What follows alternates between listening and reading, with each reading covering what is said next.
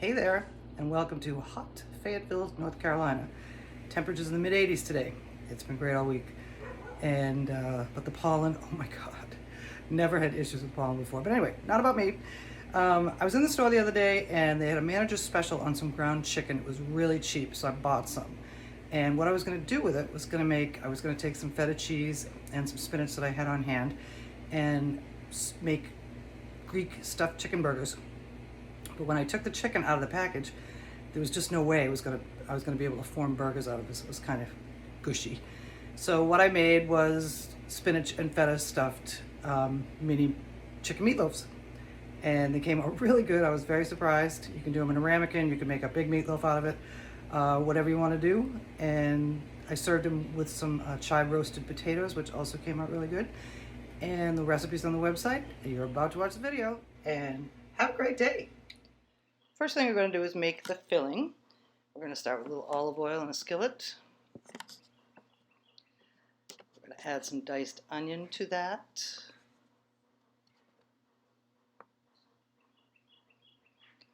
We're going to season that up with some salt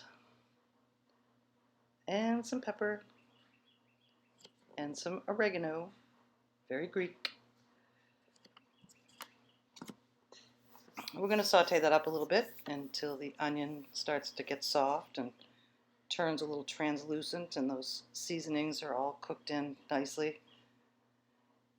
And then we're going to take a big handful of baby spinach and throw that in. You can cover that and wilt it a little bit before you start stirring it around if you want to, or you can just stir it around with some feta cheese.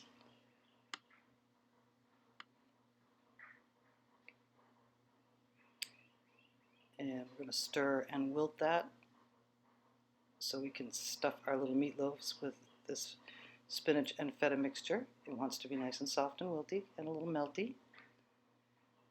Now for the meatloaves, we're going to take a pound of ground chicken and we're going to season it up with some seasonings, salt, pepper, mint, and what else did I put in there? A little bit of red pepper flake, some garlic powder. We're going to mix that up well with an egg and some panko breadcrumbs.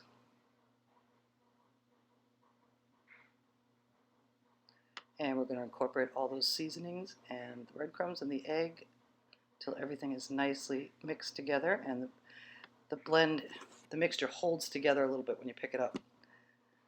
Didn't hold together enough for burgers, so this is why we're putting it in 3 ramekins or tiny little loaf pans, or like I say, you can make one regular sized meatloaf out of this if you want. So in the 3 pans, I took half of the meat mixture and divided it up equally between the 3. Pressed them in with the back of a spoon, sort of down the bottoms and sort of up on the sides, making a nice well in the center to which we're going to add our filling. So that'll hold it nicely. See that little indent like that.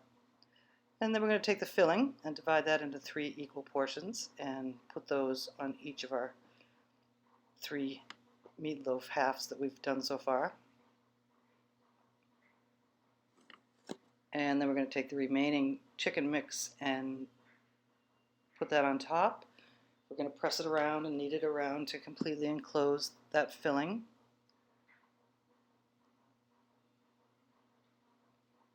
And there you have it, ready to bake. We're going to put those in the oven at 350 for about 25 minutes.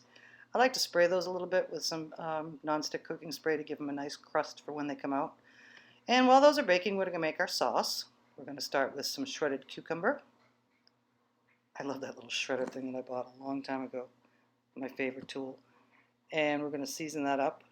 Salt, pepper, dill weed, minced onion, red pepper flake, Greek yogurt, garlic powder, dried chives. Whole bunch of stuff. Now this is a mixture. This is a dip that I've been making for myself because I'm trying to snack healthier. And I use this with some carrot sticks or some, baby carrots or some cucumber slices. And I've been enjoying the heck out of this dip. It's sort of a cross between onion dip and tzatziki sauce. So this is my take. You can use store-bought tzatziki if you don't want to make it, or you can, follow this recipe if you'd like, because it's really good and it's multifaceted. So after we've seasoned the yogurt and the cucumber, we're going to mix that nicely all together. And I like to let that sit in the refrigerator for about 24 hours to get all those flavors all nicely married. And this is what our meatloaves look like when they come out. You want to temp to about 165, and the meatloaves should pull away from the sides of the pan a little bit. And now we're going to make our roasted potatoes. I had some baby reds that I bought at the farmer's market. You're going to cut them up. These were about a quarter, so I got 4 pieces out of each potato. And then we're going to put some little olive oil on them, and some salt, and some pepper. I'm getting ahead of myself.